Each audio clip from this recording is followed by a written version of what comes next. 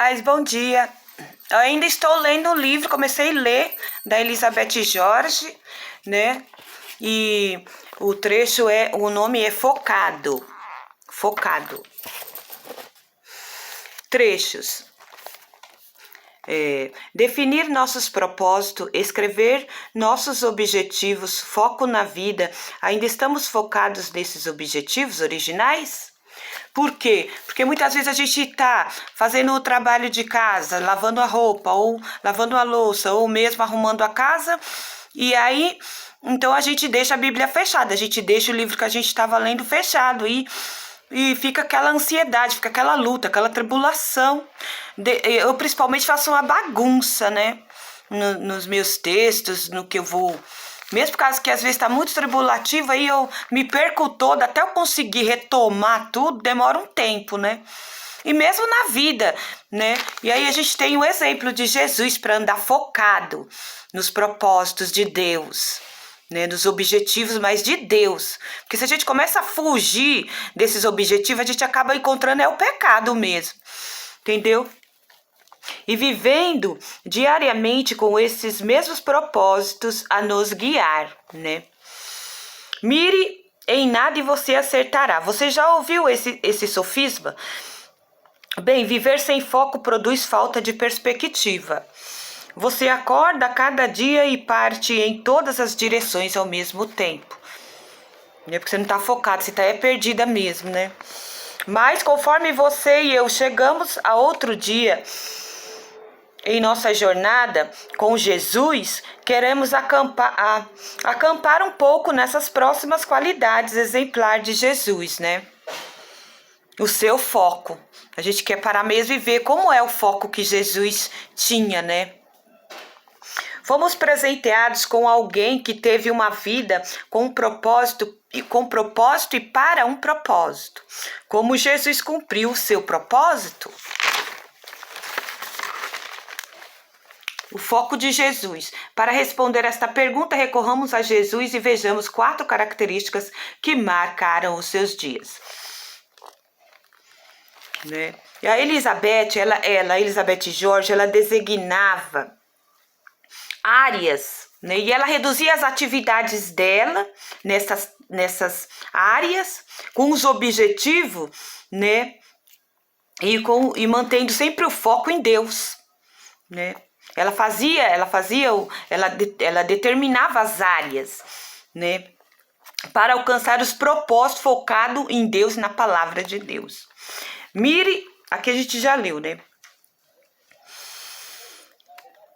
Então, tem dias que você acorda, você vai para todos os lados, você não sabe para que lado que você vai.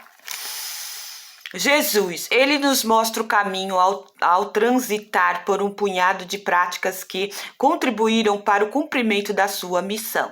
Da mesma forma, você e eu podemos seguir essas mesmas práticas para também viver nossos dias com foco. Jesus começou o seu próprio ministério. 1 Coríntios 12, 4, 6. Tem pessoas que não sabem o que é ministério. Ministério é trabalho, é serviço. Ao se preparar por meio do crescimento espiritual, você estará se preparando para a sua contribuição única para o corpo de Cristo. Para ser útil para o corpo de Cristo. 1 Coríntios 12, 4, 6.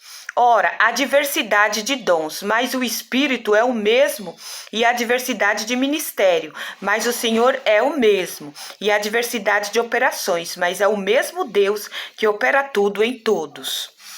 Uma explicação resumida, né? Eu peguei um pouco que era ministério na minha Bíblia, para você saber um pouco. Diaconia, serviços. Isso mostra que há diversos tipos de serviços e que certos dons envolvem o recebimento da capacidade de poder e de ajudar e assistir o próximo. Efésios 4, 7. Unidade do corpo de Cristo, né? E a cada um de nós foi concedido a graça conforme a medida repartida por Cristo. né? Deus nos deu os dons para ser útil à igreja. Então, por que você precisa estar focado? Porque você precisa dar frutos para Deus e ser útil para a tua igreja. Que é muito, muito importante, né? Ter um objetivo mais de Deus, o propósito de Deus na tua vida. Paulo fala que o aspecto ministerial dos dons fala do ministério do Senhor Jesus como servo, assim como a operação dos dons é definida em ter presença e da ação de Cristo em nosso meio. Isso que é ministério, operação ou efeitos. Ativo, enérgico. O termo indica que os dons espirituais são operações diretas do poder de Deus Pai, visando resultados definidos. A manifestação do Espírito realça o fato de que os dons espirituais são manifestações diretas da operação da presença do Espírito Santo na congregação. Né? Quem opera esses talentos dom é o próprio Espírito Santo na pessoa e a graça dele também. Refletindo em seu coração. Viver com propósito significa focar o seu coração, tempo, energia e prioridades. Isso exige que se tire vantagem de cada dia de forma agressiva, não somente para ajudar os outros, mas também para se preparar para o futuro ministério.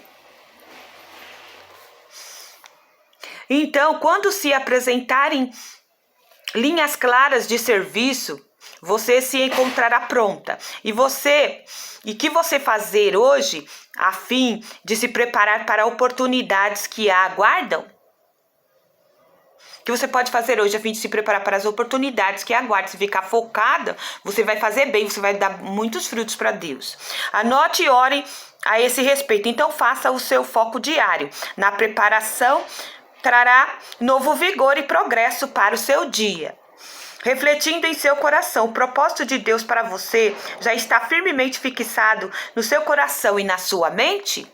Porque se você andar distraída com muitas coisas lá no mundo, você acaba perdendo o tempo e o foco e perdendo a produção de produzir frutos para Deus, né?